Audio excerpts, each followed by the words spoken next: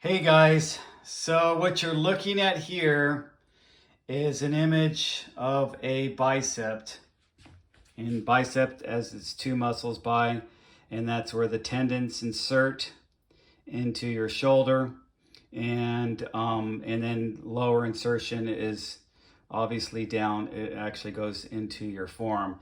So this is your bicep, and this image on the right is what happened to me. I'm breaking up just thinking about it. So I accidentally tore my bicep. And this is actually, well, my bicep tendon. And this is actually common with guys like me that lift a lot and work out and do a lot of sports and stuff like that, because you got a lot going on in here. And so, as you guys know, I had a procedure done I talked about in one of my earlier videos where I had some stem cell injections because I had some partial tears in my joint up there. And so I had the surgery done, not a surgery, I had some regenerative injections, which was stem cell injected into my joint along where those tears were to help heal it. And I've been healing up pretty well and lifting. And I showed you that other video where I got my size back and I felt really strong. So, but it didn't last. I mean, well, it lasted for a while. So let me show you, this is how it looks. And this is what we call Popeye's arm. And basically you can see how that arm has a nice peak, but that's because the tendon is been severed off there and it's missing, and you get that look, and I'll show you how that looks.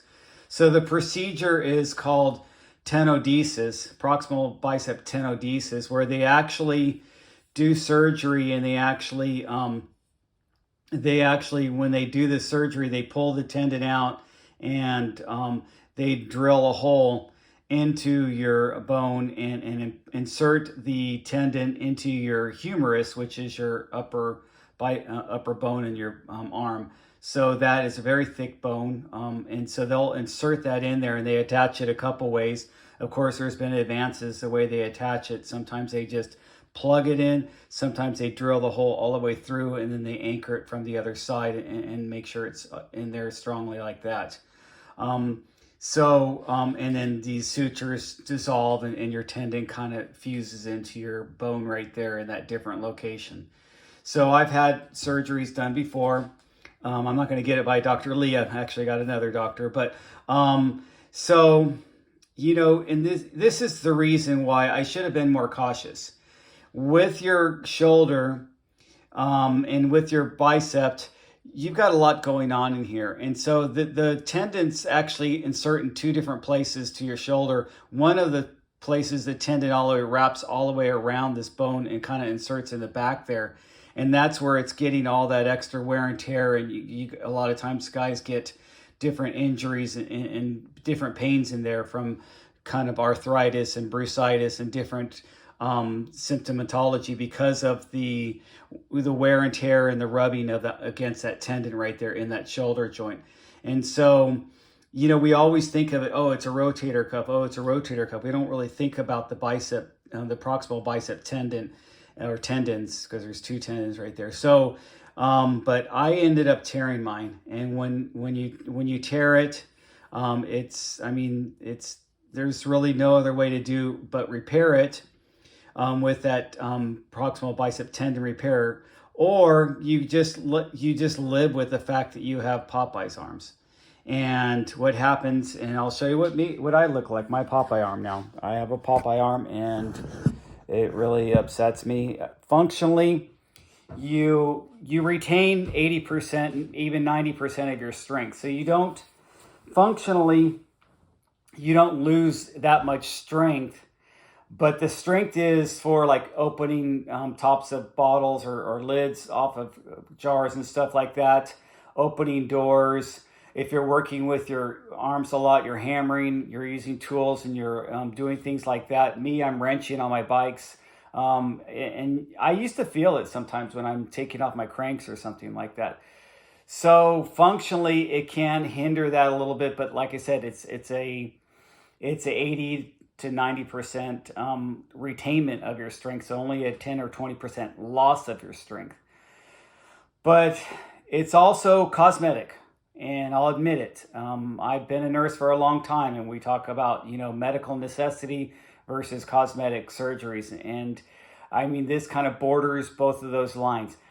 I, for one, don't want to just let that tendon wither away and wait for the numbness and wait for the pain to go away with it withering away. And it may lead to other imbalances and underpain, because you've got a frayed tendon that just balled up there, and then you also have where your bicep is, the tendon's down here, and that tendon is just kind of just laying across the other bicep, and just kind of frayed right there. So that's what it looks like, yeah, guys. So you can see there's a large gap right there, and it's really pronounced when you're muscular like I am.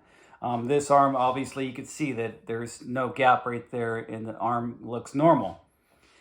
So it's going to imbalance your strength a little bit. If you do a lot of workouts, it's definitely you're gonna notice it a little bit. I did some light workout afterwards, but I haven't done anything heavy. I've done mostly legs and cycling. What really depresses me is my mountain biking that I'm very passionate about, and my gravel rides. I'm not going to be able to ride a bike for probably 3 to 6 months or so. We'll see how it feels and how it goes. I'm going to have to go through the whole physical therapy and everything like that. The same thing I did when I had my stem cell injection. I took my time. I did it right. I worked out with bands at first, and then I slowly made my way up to lightweight on machines and stuff like that, and like cable weights, to finally doing free weights.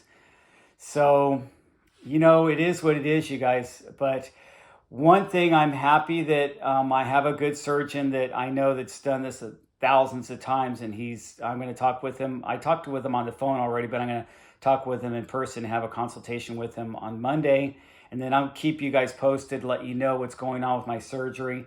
So, gentlemen that are out there that have this happen, or women that have this happen to them, you could choose not to have the surgery, and you probably are not that uncomfortable, and you'll probably function fine.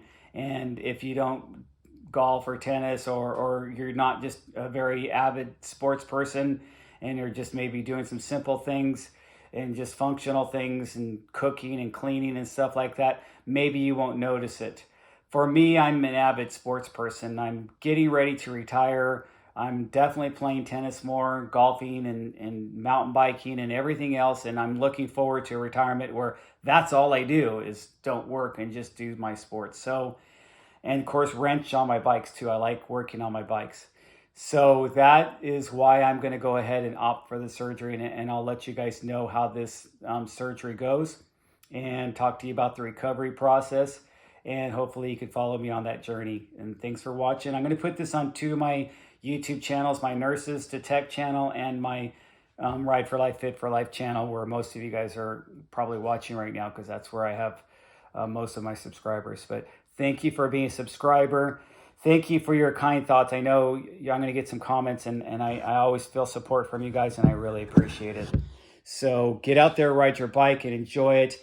Be real careful, older guys, with your bicep tendon.